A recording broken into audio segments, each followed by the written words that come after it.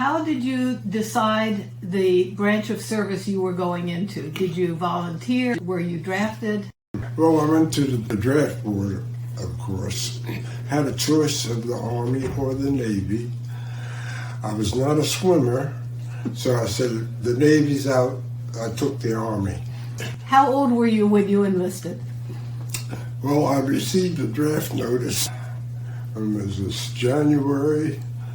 I hadn't completed my high school as yet. So I asked the draft board, could I be deferred until July?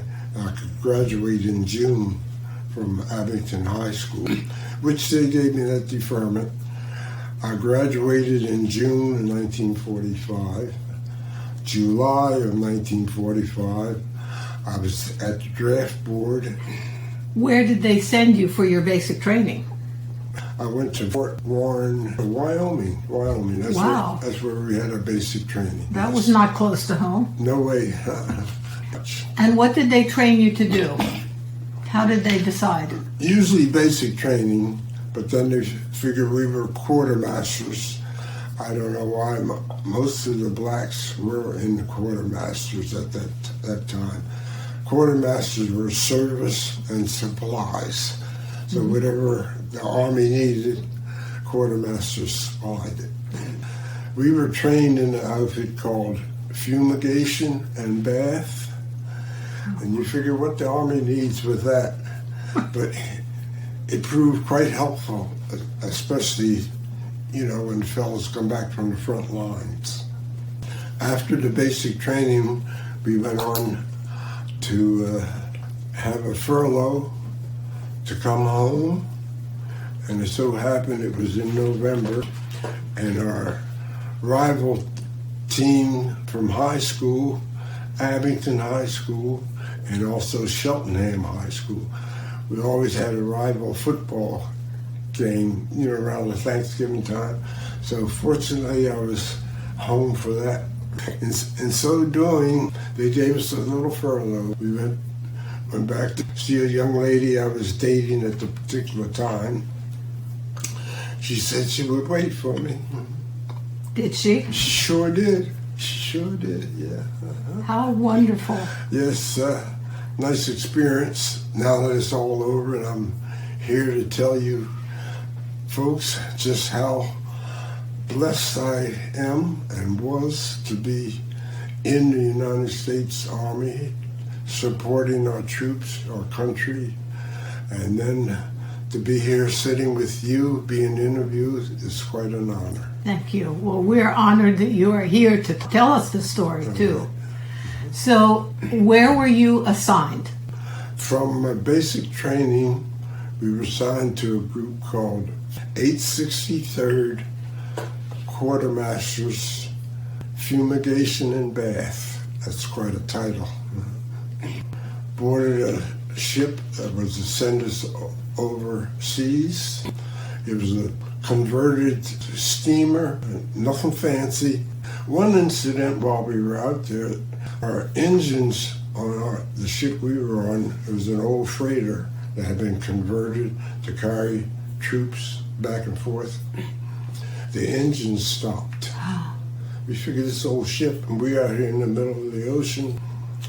Later we learned there was a report of German submarines in the area, and they stopped the ships, the motor, because the submarines could pick up the vibrations, and that way they could torpedo us. But we weren't the only ship out there. When we come up on deck, we could see about 5 other ships out in the horizon taking troops over. But after the ships started up, they said a rumor of submarines, that's Germans, submarines in the area. Oh, no. And they stopped the ships for the vibration of the engine, the waves submarine could pick up and torpedo us. But so happened it wasn't. At that particular time, I got on my knees. I told God, you ever get me out of this, I'll serve you till I die. He kept his promise. And did you? I'm keeping mine. Good for you. Hasn't hurt me one bit. Yeah, he is a good guy, worth every bit. Mm-hmm. So where did the ship take you? Oh, it took us to Ireland. Then from Ireland we went to Liverpool, England. And there we got a basic training. I was in the headquarters with motor pool, which we had to keep our vehicles up to par. We had to learn how to waterproof the engines. So the engines, if we couldn't land, like on D-Day, if we couldn't land right close to the shore, and the engines could get wet, and if your vehicles didn't function, they'd stall, and we'd be sitting up there. Absolutely. So they taught us how to waterproof the engines so they wouldn't get wet. That was a matter of somewhat like a putty, and we had to put it all over the wires and spark plugs and distribute and all like that. But fortunately, we didn't land on Omaha Beach until 22 days after the invasion. So our vehicles, we were able to drive right ashore from the landing gear. It was quite an experience, because I do not understand, other than the Lord had it so that when we got ashore, up on the cliffs, you could see the German pillboxes, where they had a dead eye, a dead aim at us coming ashore, and how we were able to land ashore and capture those pillboxes, because they were dug into the cliffs. You could hardly see them, but they could see us, on the beach. But nevertheless, as I say, we made it forward, and they started retreating. Of course, they didn't need us as a quartermaster fumigation or bath at that particular time. So we landed, like I say, 22 days after V-Day. The beaches was all clear, and we could drive right on from our landing gear right on the beach. How far did you go into Europe with your unit? We went all the way across Europe. We ended up in Czechoslovakia, Luxembourg. We followed the First Army, the Third Army. Of course, quartermasters gave service, supplies, whatever Uncle Sam's servicemen are needed. It could have been food, could have been clothing, shelter, even baths. So that's what our outfit did. When the fellows come back from the front line for relaxation and recreation, they came to us first. Of course, they took off their old dirty uniforms or whatever they had. We in turn gave them showers. How did you have showers? Did you carry that with you? I don't know whether you've seen the old roofers, boilers that they heated the tar with. Right. We had tanks like that attached. It was oil fired, would heat the water. Of course, we stayed 8 miles behind the front lines. Next to us was Quartermaster's laundry. You wouldn't think of that, being with the Army, but yes. And after they got through us with the showers, they went right to the laundry and got clean uniforms, clothes, or whatever they needed. And then they went back to the hotels for rest and relaxation. And they certainly deserved it. They've been on their front lines chasing the enemy and trying to defend themselves on the war. They were so glad to see us and get a shower. I'll bet. Oh, yes. Now, were you ever in the line of fire or accidentally fired upon? No. Of course, overhead we always could hear the Germans' rockets and U-boat, not boats, but whatever artillery they had. Of course, once you heard it, you were safe because they had passed over you. They had these flying, we call them screamy memes. If you could hear that, you were safe because it had passed you by.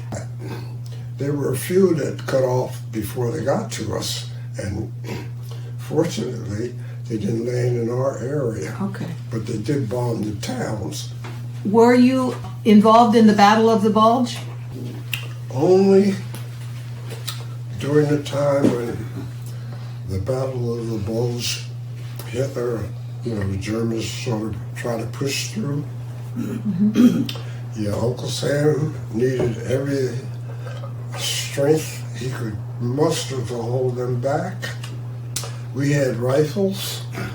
We never had ammunition. At that time, they gave us ammunition during the Battle of the Bulge. You were called on to become combat Correct. infantry. Of course, our rifles were the smallest rifle that Uncle Sam had, but if the enemy could see us or hear us firing, he would be able to shoot back or retreat. Fortunate enough, he retreated. That's the reason I'm here to tell it now. Well, so much for being behind the lines and being in a safe position. True. So during the Battle of the Bulge, they pulled you out and said, we need combat troops. Of course, it was snow. It was the coldest winter they stated they ever had. We couldn't dig a foxhole or anything because the ground was frozen. Plus the limbs, the roots of the trees, you couldn't dig in. So we did our best to stay on top of the ground. Couldn't stay warm or anything, but you were dry, and that was the idea. Where did you sleep? Did you sleep in the trucks? Oh no, there were 2 men to a tent. But the ground, as stated, was frozen. You couldn't dig, so why set up the tent? So we just stayed on top of the ground, laid on top of the tent. It sounds horrible. It was, but you had no choice. How long were you there? Did you stay through the end of the Battle of the Bulge? Because that was over a month. Yeah. Where did you go after that? We went on to Czechoslovakia and Luxembourg. That's where we ended up following the Third Army. And when the war ended, actually we were in Luxembourg. How did you hear about the end of the war? Because I was with headquarters, and the news came back to headquarters. And that's how I particularly heard about it. But men don't usually dance with men. But at that time, oh yes, yeah. We were all one happy bunch of soldiers.